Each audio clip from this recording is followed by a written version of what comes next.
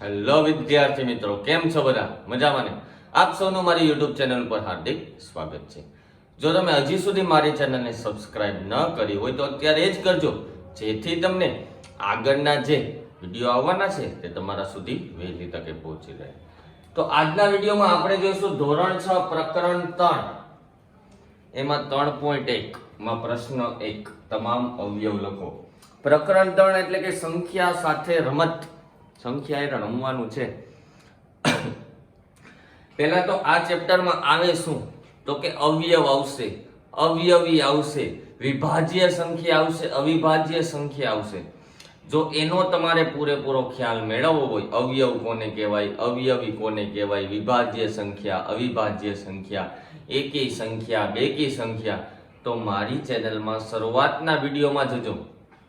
ત્યાં તમને તમામ પ્રકારનું બેઝિક ગણિતની માહિતી, બેઝિક ગણિત જેમાં તમને તમામ પ્રકારનું 1 થી 10 ધોરણમાં આવતું હોય એવું, જે સામાન્ય હોય બધા ધોરણમાં, અવયવ, અવયવી, વિભાજ્ય, અવિભાજ્ય, એકી સંખ્યા, બેકી સંખ્યા, તમામ પ્રકારની માહિતી અને સમજટ, દાખલા સહિત, એક્ઝામ્પલ સહિત બધું જ સમજાવ્યું છે.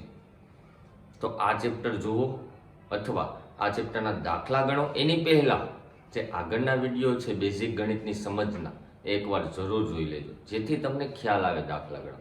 ખ્યાલ આવે છે? તો કોઈ પણ જાતનો ટાઈમ બગાડ્યા વગર અવયવો લખો.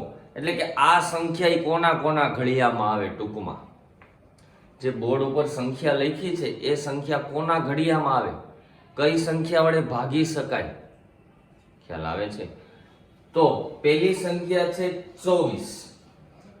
1 થી શરૂ કરવાની. 24 એકા 24, 24 ના ઘડિયામાં આવે જ છે.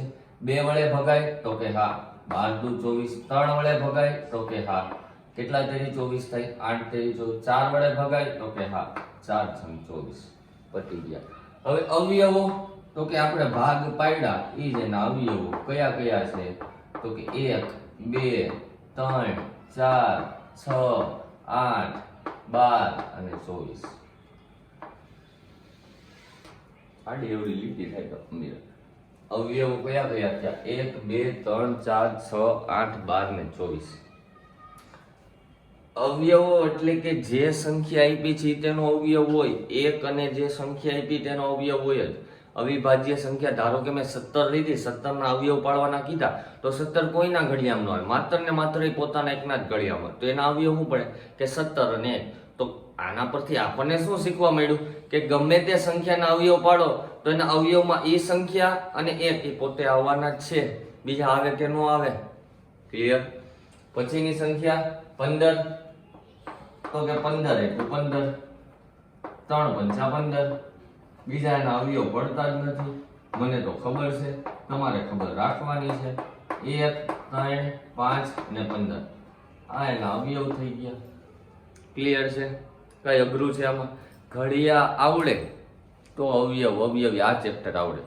આ ચેપ્ટર આવડે, ઘડિયા આવડશે તો જ આ ચેપ્ટર આવડશે, નહીતર કાંઈ નહીં આવડે મારા ભાઈ. 21, ઓકે 21 એકા 21, 3 સત્તા 21. પછી નો પડે, મને તો ખબર છે. અવયવો બરાબર 1, 3, 7, 21. પતી ગયું. સોરી 27, 27 એકા 27, સોરી 3 નવા 27 અને 9 તેરી 27. બે એક ઘડિયામાં 27 આવે જ નહીં, તો 27 ના અવયવ લખી નાખો. 1, 3, 9 ને 27 આ એના અવયવ થઈ ગયા. બીજું કઈ આવે આમાં? કઈ ન આવે. 12, તો કે 12 એકા 12, 2 છંગ 12, 3 ચોકુ 12. અવયવો શું મળ્યા? 1, 2, 3, 4, 6, 12. પતી ગયો દાખલો. 20, તો કે 20 એકા 20, 10 દુ 20, 4 પંચા 20. અવયવ શું પડ્યા? 1, 2, 4, 5, 10 ને 20. અલગ અલગ કરી નાખો, અવયવ મળી જ જાય. મળે હું નહીં. આ ઈઝી ચેપ્ટર છે 6થા ધોરણ માટે, જો ઘડિયા આવડે તો. પછી છે 18, તો કે 18 એક 18, 2 નવા 18, 3 છંગ 18, 18 બરાબર 1 2 3 પછી લખ નાખવું હાલે. કઈ એવું નહોતું કીધું કે ક્રમમાં લખો, ખાલી એમ કીધું તો અવયવ લખો. 18 પહેલા લખું ને 1 પછી લખું તો ખોટું ન પડે, પણ આ તો લાઈનમાં લખો તો મજા આવે. કોને? મને, તમને. 21 તો કે 21 અવિભાજ્ય સંખ્યા છે તો 21 ના અવયવો શું પડે? સોરી, અવયવો ઉપર 18 ની જગ્યાએ અવયવ કરી નાખજો. અવયવ બરાબર 1 અને 23. કેમ એક જ પડ્યા? કેમ બે જ પડ્યા? બીજું કઈ ન, કારણ કે 23 અવિભાજ્ય સંખ્યા છે. મેં શરૂઆતમાં કીધું કે 17 અવિભાજ્ય તો એ સંખ્યાની એક આના અવયવ આવે, બીજી કોઈ સંખ્યામાં આવે જ નહીં. રેડી? પછી છે 36 તો 36 એકા 36, પછી સોરી 18 દુ 36, 12 તેરી 36, 4 નવા 36 અને 6 36. અવયવો બરાબર 1 2 3 4 6 9 12 18 અને 36. 36 ના તો ઘણા પેડા આવ્યો. ગમે તે સંખ્યા આપી હોય, જો આપણને તેનો ઘડિયો આવડતો હોય અથવા એ સંખ્યા કોના ઘડિયામાં આવે છે, એટલે કે ઈ ઘડિયો તો આવડવો જ જોઈએ, બીજા આવડવા જોઈએ કે ઈ સંખ્યા કોના કોના ઘડિયામાં આવે, તો આપણે એના તો પેલા તો અવયવ પાડીને એમાંથી એના અવયવ અલગ કર્યા. 1 અને 23, સોરી મને એમ કીધું, ખ્યાલ આવે છે? તો જેને પણ આ સંખ્યાનો અવયવો મેળવી લીધા છે, જેને સ્ક્રીનશોટ લેવો, વિડીયોને પોસ્ટ કરીને સ્ક્રીનશોટ લઈ શકો છો. તો એમાં જ પ્રશ્ન 2 3.1 માં પ્રશ્ન 2. પ્રશ્ન 2 માં એમ કીધું છે 5 અવયવી લખો. 5 અવયવી એટલે કે એના ઘડિયામાં આવતી હોય એવી કોઈ પણ 5 સંખ્યા અથવા એ સંખ્યાને ગમે સંખ્યા ગુણો એનો અવયવી.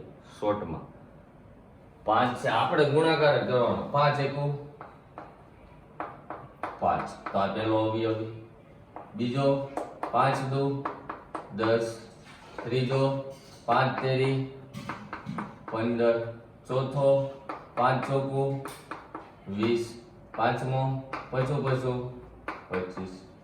તો એના પ્રથમ 5 અવયવી થઈ ગયા. કયા થયા? 5 10 15 20 અને 25. તો 5 ના પ્રથમ 5 અવયવી લખાઈ ગયા. આટલું જ કરવાનું, બીજું કાંઈ નહીં. 8 નું તો કે આ પણ આવડે. 8 એકુ 8, 8 દુ 16, 8 તેરી તો કે 24, 8 ચોકું તો કે 32, 8 પંચા તો કે 40. કયા કયા પડ્યા?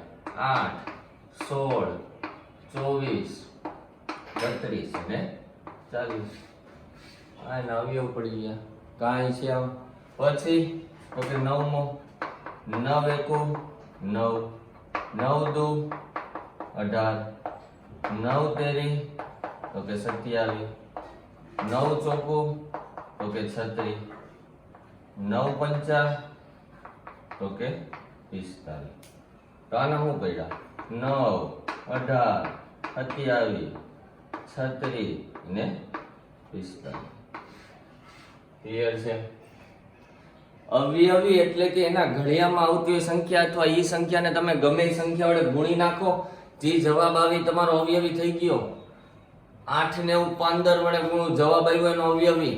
8 ને 10 વડે ગુણું, 80 ની વાત 80 8 નો અવયવી. ક્લિયર છે? ચાલો પછી 35 છે. પેલા આપણે જવાબ 8 નો અવયવી. 8 નો અવયવી 8 ના ઘડિયામાં આવતી સંખ્યા કઈ છે? તો માત્ર ને માત્ર 16. તો 8 નો અવયવી કેટલો મળ્યો મને? 16 મળ્યો.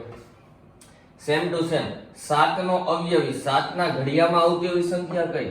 તો કે એક જ છે, 35. ક્લિયર? 70 નો અવયવી, 70 ના ઘડિયામાં આવતી હોય સંખ્યા એ કોઈ નથી મારા ભાઈ, રેવા દો, અત્યારે પ્રશ્નાર્થ ચિહ્ન કરી નાખો.